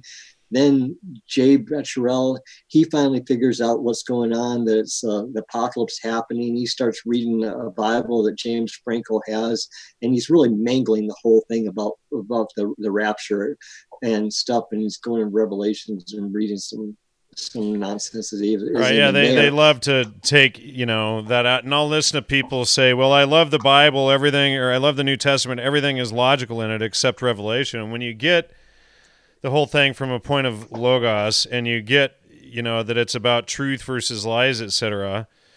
And then you can see, well, hey, if we don't get things together, that's, that description is how things are going there. And I mean, you can look around and you can see it everywhere.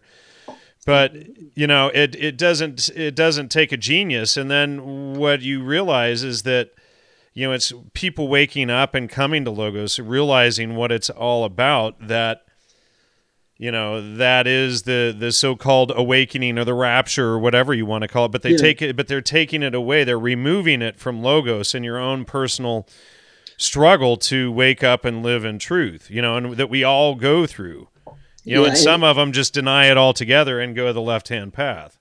And that's exactly what's happening too in this movie, because it's eventually they tie it into these other things I brought up. Like there's a scene in it where Jonah Hill is raped by a big old Lovecraftian type demon, but it also that scene also references Rosemary's Babies, like he's going, this is not a dream.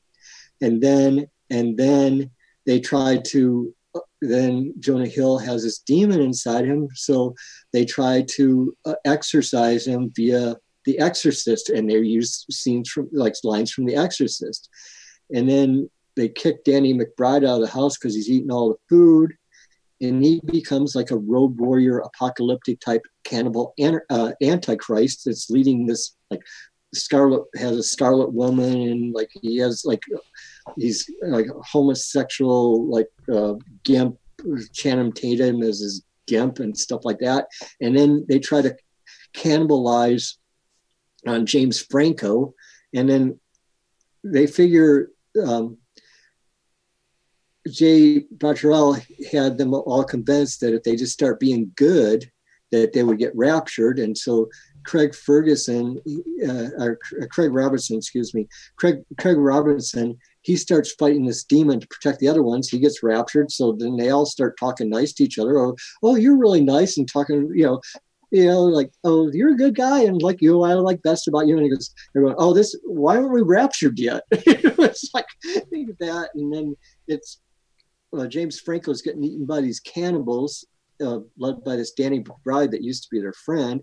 And then he starts getting raptured because he did it to help Seth Rogen and Jay Bradshaw get away from this Antichrist Danny McBride.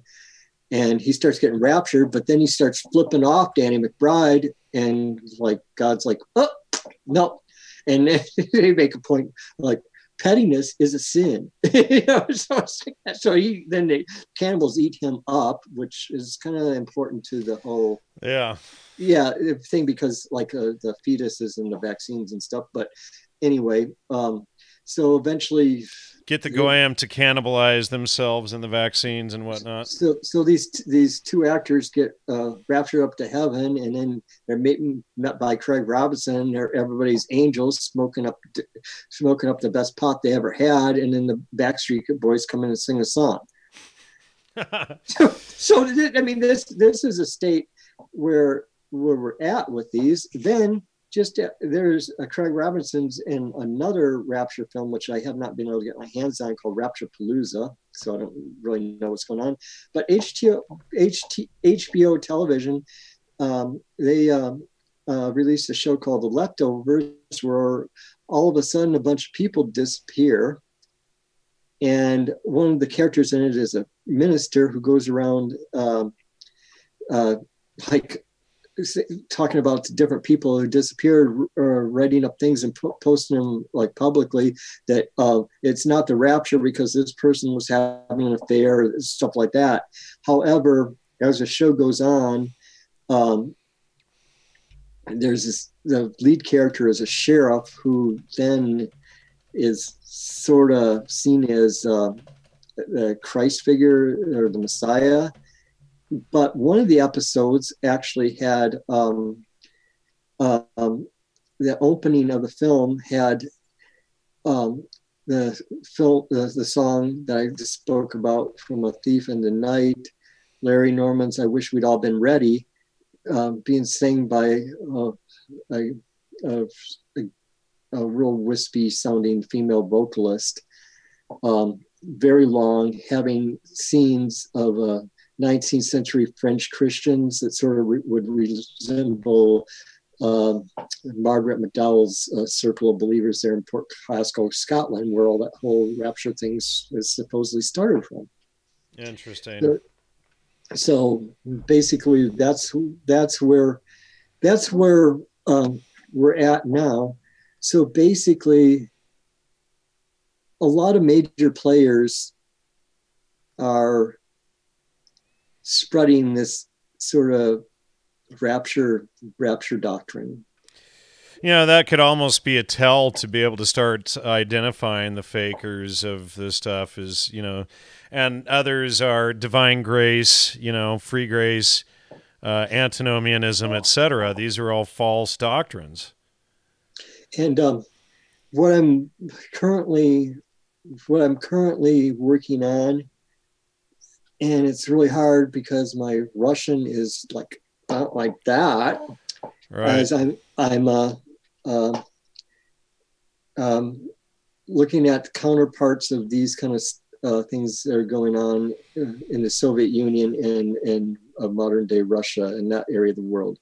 I'm currently looking into prophecies of Baba Vanga, and she was a Bulgarian blind prophet, and there's another one, 11-year-old boy who passed away with cancer there. But my concentration at the moment, I'm watching a TV show from Russia about Baba Vanga. It's called Vangelia, and you can get that on YouTube if anybody wants to follow around and see if they can see, because that is proof in this TV show, and it's admitted that Russian government, specifically like people like Boris Yeltsin, would contact her in regards to her prophecies and stuff like that.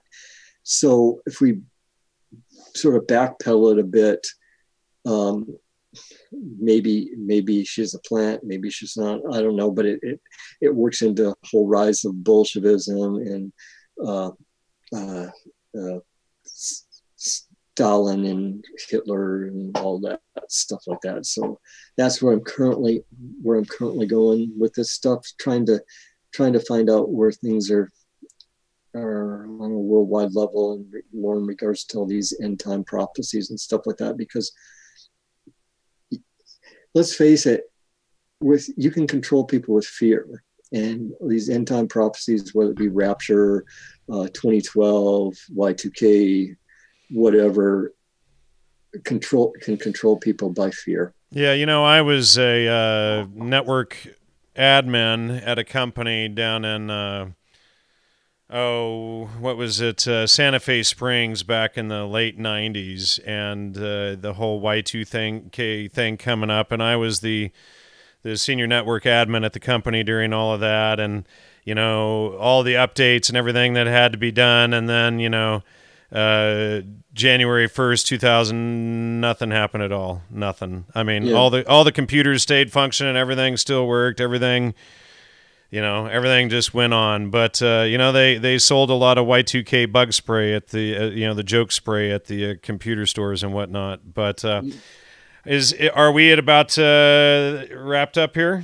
Did you have? Yeah, pretty much. I just it's pretty much. Pretty much that's what I have right now, because basically the last thing that really came out was the Leftovers TV show. Yeah.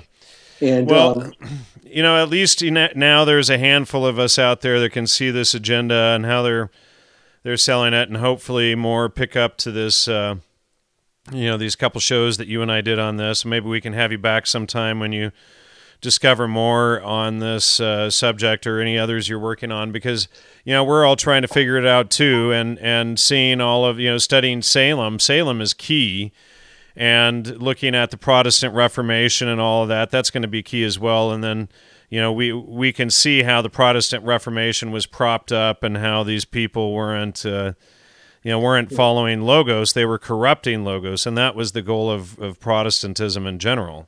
You got the link on Kuru I sent you, right? The disease. Not in front of me, no.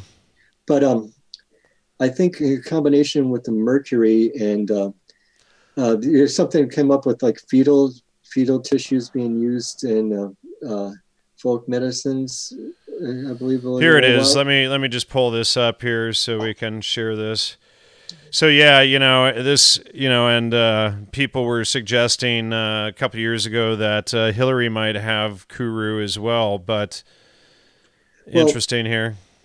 See, the thing is, I have a special stake in this because the symptoms of Kuru are related similar to, say, Guillain-Barré syndrome, which is related to what I have, myasthenia gravis. So basically, the thing is with Guillain-Barré is they think it is caused by people getting vaccines. Now, if there's fetal tissue being used in vaccines, that would be akin to cannibalism. Correct. So Kuru is a disease that happens like over in New Guinea among cannibals. And the symptoms, if you ever see anybody suffering with Kuru, they will do things like strange laughters, their jerks of their eye movements and stuff like that, not be able to walk quite right. They look so much like the classic, like when people are possessed by demons that we'll see in movies and stuff like that. So, and videotapes of supposed actual demonic possession. So I'm thinking that mercury would have those effects too, and also aluminums, and to some extent soy, because endocrine disruptors cause these weird things to happen in your body. And so I'm thinking that a lot of this, that a lot of what's happening to people is the rise in autoimmune diseases that have symptoms quite like kuru, or the failure of the body, and things like uncontrollable laughter and things like that, and emotional outbursts and stuff, maybe are being caused by the addition of these substances into vaccines. Thanks. And thank you, Stone, for the $5 donation just now. Thanks, everyone who supported the episode tonight. We really appreciate all the support and help we can get. And Mark, thank you so much for taking the time to put this presentation together over the last few weeks. I know it's taken you a lot of work, and you're nervous to do the show and whatnot. So we really appreciate it. We have a little bit more understanding of this straw man form of Christianity that's been promoted as Protestantism and whatnot out there. And the more I look at all of the Protestant religions, they, congregationalism, Unitarianism, Quakerism, Calvinism, etc. These were all offshoots for the corruption of Logos and what was originally Christianity, whether it was Tartary or whatever was at the core there that they suppressed and hid and destroyed.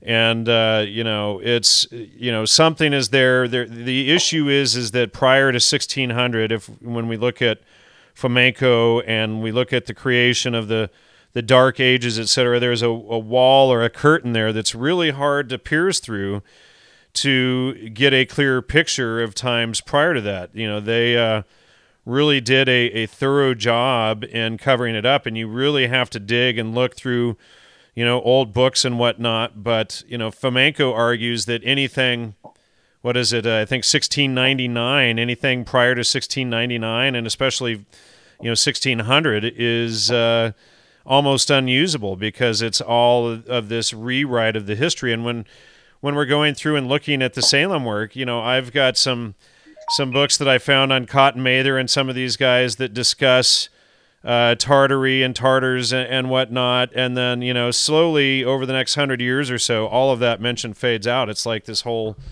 empire didn't exist. So something is there. I know people hate us talking about it, and they've tried to say, don't look at that flamenco, don't read anything he says, dismiss all of his books based on a fallacy.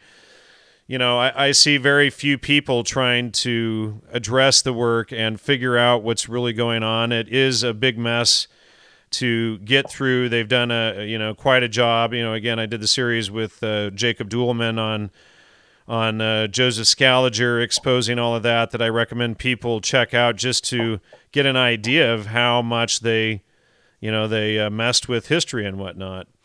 But we should probably wrap it up here. Yeah. We're at 2 hours now. Did you have anything else you want to add? I just want to reference something in the book of John, because I think it's important. It's the final book of John. Next time you got to remember to mute your phone. It's been beeping all night. Oh yeah, I have it. Yeah, let's just read on, because we need to wrap it up here. Yeah.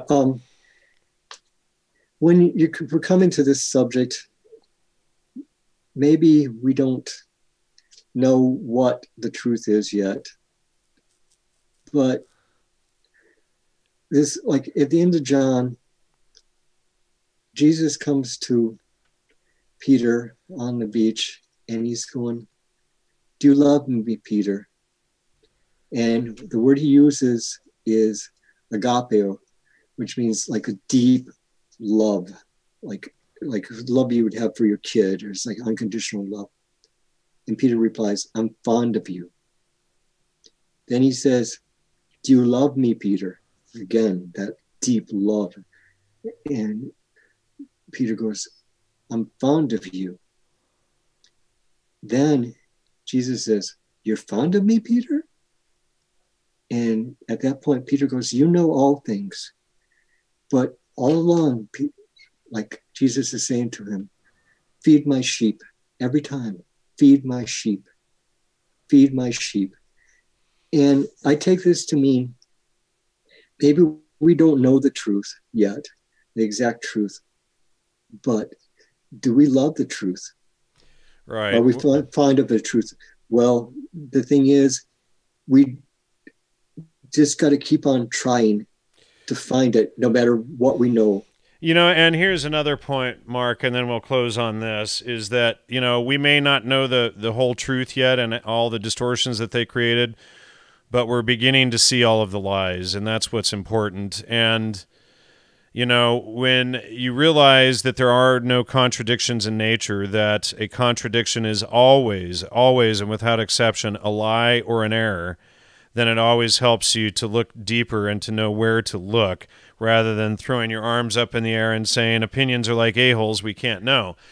So, you know, as long as we realize that a contradiction is always a lie or an error, and that that's just all it means when we see a contradiction is that we need more research, and then we dig in, and it slowly builds our self-confidence up to see this stuff, and then we can rebuild ourselves and our families and our society and everything else and get out of this fallen state. Thanks, everyone, so much for your support tonight. Please support the show, gnosticmedia.com, logosmedia.com. I also posted up the Patreon thing up there on the show. I believe it's in the little information icon above the show tonight as well, but it's at patreon.com/logosmedia. And thank you, Mark, for participating tonight. And we'll see you all next time. Take care. Thanks so much. Bye-bye, everyone.